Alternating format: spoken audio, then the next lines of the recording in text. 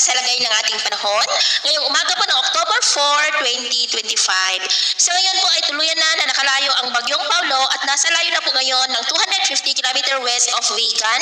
Nataglay ang lakas ng hangin na umaabot po sa 135 km per hour at bugso na 250 km per hour. Papalayo na po yan, pero nahahatak pa rin ito ang habagat na nakakaapekto po sa kanluran ng Luzon at ang trough nito.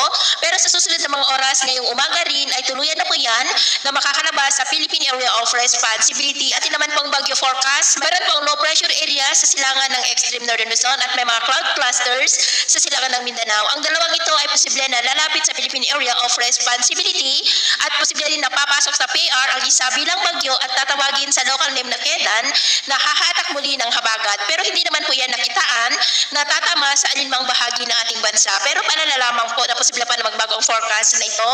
Kaya patuloy po tayong mag-antabay sa mga susunod na updates at ito nga pinapakita ng forecast model na ating ginagamit hanggang po sa susunod na 2 linggo.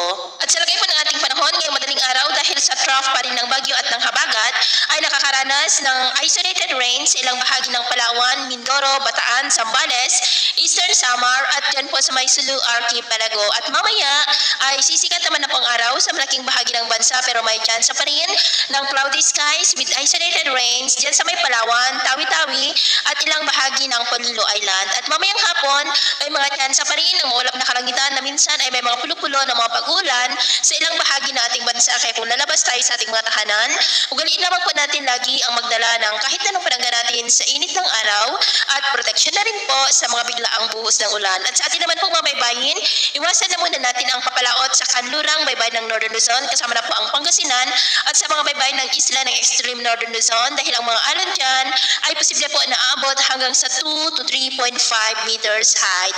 Kaya hanggat maaari ay iwasan na po muna natin ang papalaot dyan sa mga may kulay pula para po mas makaiwas sa mga sakunang pangkaragatan.